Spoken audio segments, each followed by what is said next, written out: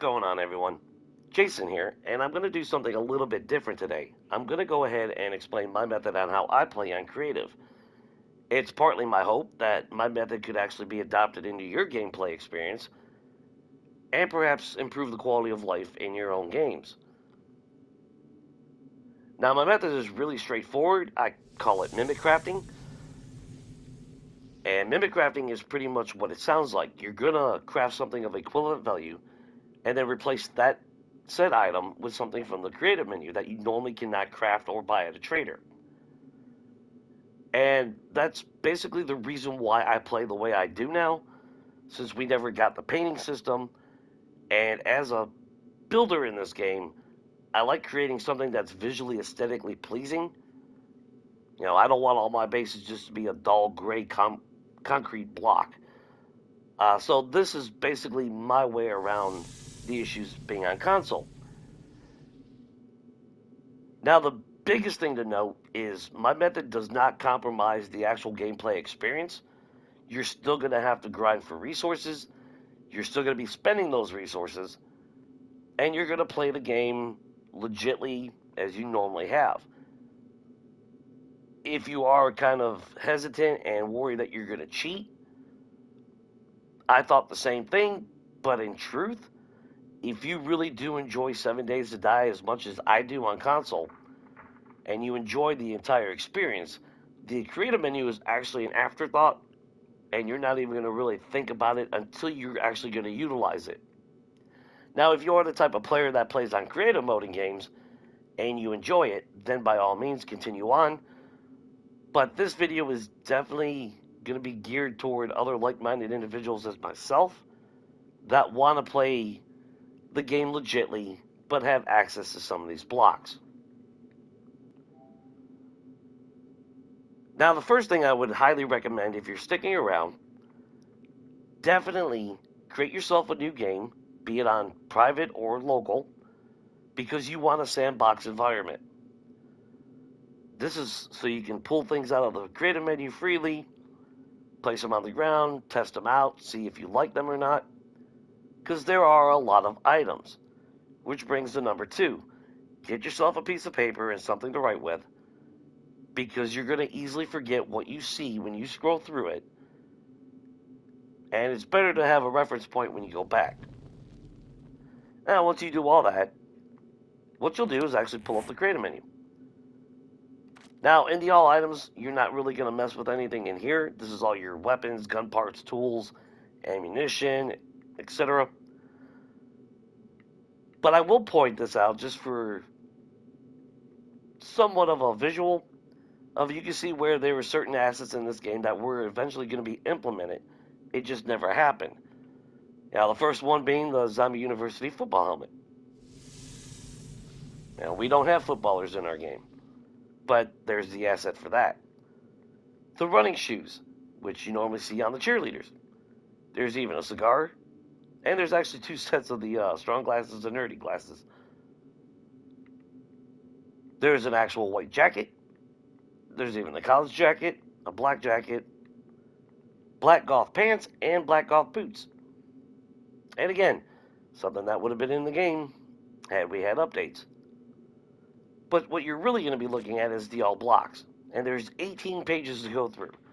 Now, the majority of the blocks that you're going to see through it when you go through it, you're pretty much going to ignore because you could already craft it. What you're going to want to look for is the things that you cannot normally craft or even buy at a trader. And of course, I'll get to that here in a little bit. There is different color blocks. There is a blue, there is a red, there's white, there's orange, there's even a green. But do keep in mind that not all the colors have all the shapes. So, for example, if we go with like blue, you can see there is an actual blue pillar. There is a ramp, but it is a different style blue. Now, there's a metal block, then there's a drywall block, and etc. There's even a concrete block over here where it's actually blue at the top, but it's concrete based everywhere else. But as you're going through, keep in mind how Mimic Craft is going to work. Like I said, mimic crafting is you're going to craft something of equivalent value. So in the case of the drywall block, you know, look at what the forged material is. You know, it says stone. If you look at the concrete, it says stone, but do pay attention because it even says concrete. These are key elements that of what you're gonna mimic craft, if you intend to use these. Now, I did set up a little display area just so you can get a rough idea, just so I can go over the mimic crafting. There's that blue block. Like I said, you can see it's actually made out of concrete. It's just blue on the top. And you can even see the hit points are 3,000. But here's one of my favorite blocks of all. The drop ceiling block number 2. It's about the solid black block you can get in the game outside of cobblestone. But if you pull up drop, you'll see there's actually 5 different styles. You know, this one actually has an asphalt roof, but it's actually made out of, you know, stone and asphalt. But the one I look at is this one right here, and you can see it's actually made out of wood. And yes, it is a wood block. And you can repair them. And here's the thing you need to note. You can repair virtually any block that you pull out, but if you upgrade it, it will go to the default vanilla block. So like this is a wood block, so if I upgrade it, it will turn into a regular reinforced wood block, pretty much negating the whole point of pulling it out to begin with. So these are blocks that you're not really going to use to build your outer walls with, but to decorate your base as you see fit. Now, mimic crafting is basically a 1-to-1 ratio. Now, since this is a wood block, I just craft wood frames. So I'll craft 500 wood frames. And then once I get them, I pull them out, drop them on the ground, and then I pull a full stack out of the creator menu. You know, 1 for 1. You don't want to recycle what you made because then you'll be getting resources back, and that's not what you're wanting to do. Now, if you want to be a little bit more hardcore in your expenses on resources, you could always do a 2-to-1 ratio on that. That way, it would actually represent taking the wood frame and upgrading it. But it's just a wood block. It's nothing game-breaking. So I'll leave that up to you. Me, I typically would say just 500 wood frames for 500 blocks is more than fair. Now, there is a white drywall, and you can see it's got that stucco texture, normally what you see in ceilings. And it even has a ramp. So this one actually has 2 shapes. The thing to note, if you pull it up, so let's go with drywall. And there it is right there. It's made out of wood as well. But if you hit it, sounds like you're hitting stone. But you can see in the bottom right, it's actually wood. And it even repairs with wood. So don't let the sound effects fool you. Again, 1-to-1 ratio. But at least it does have a ramp. Unfortunately, like I said, not all blocks have all the shapes, and the drop ceiling only has the block. Now to get into a little bit more advanced, the cream block. Basically the brightest white block you'll get in the game. You actually find those in like the Cracker book, store POIs and whatnot. And you can see that's actually got 500 HP. And the reason is because it's actually made out of stone. So let's just type in cream. There's 4 different styles. These actually have like a red strip at the bottom. I just go with the first one, solid white. And you can see it's actually made out of stone. And that's because it is. And it can be repaired with cobblestone. Now, if you want to mimic craft something like this, the most perfect block to make is the flagstone block. And if you've never made flagstone block, that's where you take clay and small stone and turn that into cobblestone. And then from cobblestone, you can craft flagstone blocks. And flagstone blocks are identical. They have 500 HP. So there's your resources. You're still going to be spending quite a bit, and it's a really, really equivalent exchange. Now, keep in mind, there's the white one. The blue one is also the same. It's got 500 HP and it's made out of stone. And then there's the orange one. Same thing. It's made out of cobblestone. So flagstone block, 1-to-1 ratio, perfection. But if you look at the red blocks, so let's pull that up real quick. And you're going to see real quick, they're all made out of metal and they're iron. Now, for some reason, the iron you cannot repair. So keep in mind, if you damage it, you're going to have to bust it down and replace it. And to me, the best thing to mimic craft on that, just like the wooden frames, scrap the, well, not scrap, but craft scrap iron frames. 1-to-1 ratio. If you want to be a little bit more resource heavy, make it a 2-to-1 ratio. That choice I leave up to you. Now, a couple things to... Oh, and here's what that blue ramp looks like. So you can tell, how drastic that looks. I'm not a big fan of it, but if you are, keep that in mind. And as you can see, the pillar, and that's why I made a comment, pay attention to the name, because it says concrete pillar, and that's because it legitimately is a concrete pillar. So until you're able to make concrete, you can't make these, but just take regular concrete mix and craft a couple pillars, and there you go. Now just remember, if you upgrade it, it will go into the reinforced concrete, and you'll lose the color. Now a couple little items here and there. I love these signs right here, especially since you can turn them on and off.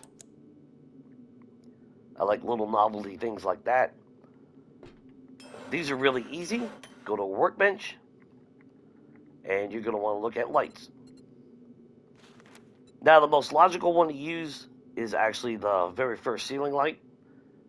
It uses forged iron, electrical parts, electrical components, and even scrap plastics, which is good because there's not a lot of things that use plastic. So this kind of makes sense. Craft one of these and replace it with one of those. Alternately, you could always just go with the ceiling light number 2, which only takes electrical parts and forged iron. So again, the resource management, that's up to you, which one you want to go with. But the first one really does make more logical sense. Just remember that there is 2 of them, and the one you're going to want says switch on it. Now, one of the main things that I was really envious, that I really, really wanted to buy or craft, was these control panels right here. There are 7 styles on the top and bottom with different graphical design. There's also a couple ones that are blank that would pretty much be like your wire housing and all that. But regardless, these are actually just iron, 300 HP. However, I don't feel that it's balanced or fair to just make scrap iron frames for these. So what I craft is actually the bottom fridges. Pull that up. And you can see that takes forged iron, short iron pipe, electrical parts, and components. Now, unfortunately, it's not really super resource heavy. If I could add in, I would add in mechanical parts just to make it. But for what it is, it's a visually aesthetic item. It's not going to save your ass. So, realistically, I kind of like these. And if you've seen my Zari base, the ones that I've personally used, each one was, yes, I crafted a bottom fridge for each and every single one of those. That's like these little vents that you can always just, scrap iron frame, or even just the regular letters. They do have 300 HP, but again, it's not going to save your ass, and it's more about a visual aspect. Now, speaking of items that are in the game, the industrial doors. There's one with the window slit and then one that's solid. And you can tell it even says unlocked. And here's the interesting thing. You can lock it. You can even use the key code if you want. And this is further proof that this item was going to be implemented into the game at some point for us to craft. It just never happened. So my method is giving me access to something that we should have got. Of course, simple mimic crafting, just craft a heavy metal door. In the case of a regular wooden door, and you can see it's like a regular house door, you can lock it, all that good stuff. Obviously, just craft a regular wood door. And now you got yourself a front door for your house if you want. Now, I am a big fan of the vending machines. I like the visual aesthetics. Now, in something like this, I do not craft anything. This is where I buy the player trader vending machines from the trader. So that's 5,000 dukes. And then I swap one of those with one of these.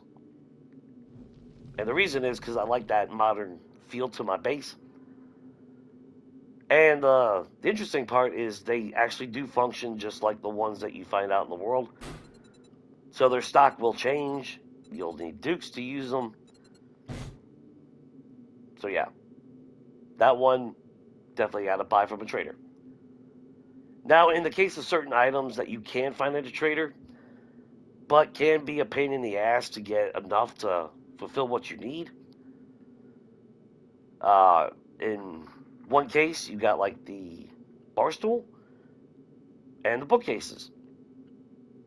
Now, typically I buy them when I see them, but if I need that one or two extra more,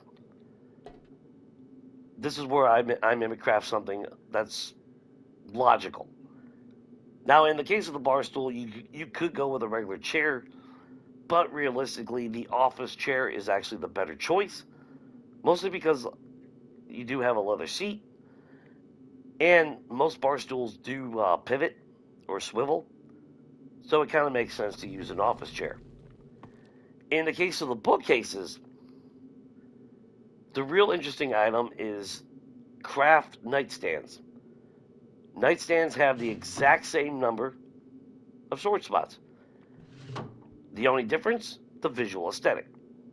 So that's wooden nails. So if you can craft regular nightstands and have the same amount of storage, swap it out with these. There is 2 bookcases though in the creative menu, so make sure you go with the one that doesn't say store. One of my personal favorites is the church pew, and obviously because you got these nice little graphics on the side. There is 3 segments. There's 2 ends and a center. And it's literally just a chair, so, you know, craft a wooden chair for each segment that you want, and move on. Good old Bob here. Now, there's really nothing you can craft for Bob. I mean, let's face it. But you could, if you want, take like either a half a stack or a full stack of rotten meat, and then just drop it out of your inventory, and pull yourself out of Bob. Because, I mean, let's face it, Bob is just a sack of rotten meat. He can be used as a storage, but don't do that to Bob. There is a white metal pillar, but you can see it's got that, like, rust spots and all that, so that's up to you if you really want to use that. And then, another thing to note, just something that I liked. Now, obviously, we could already make the cabinet tops. If you have cobblestone, you can upgrade it to the one that has pretty much like a kitchen counter. And if you're like me, you like using them. And even though you can rotate it and hide the door, they still function like a cabinet, which pisses me off because if it's in the corner, it should not act as a cabinet. Well, sure enough, in the creative menu, there is the filler block.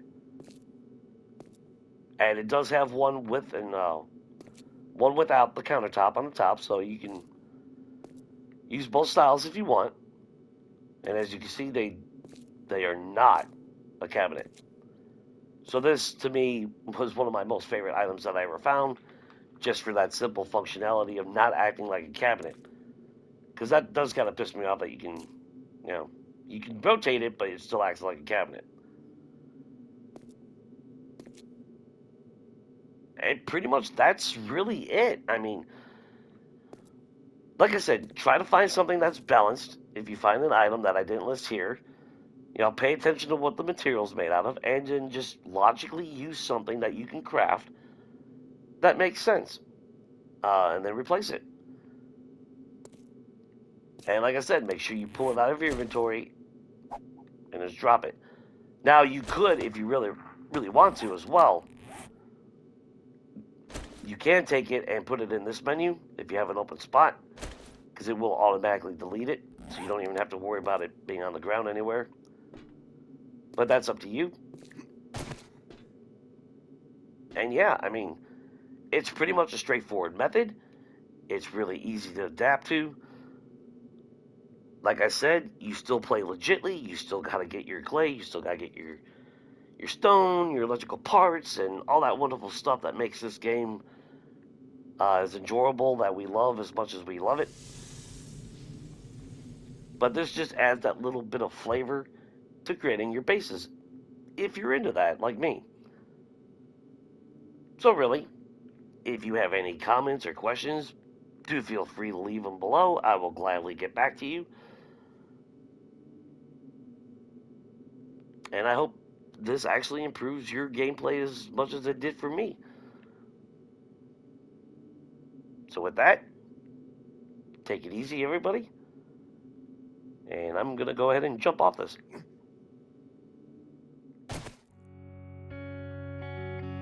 Cause I've been trying to find out if an angel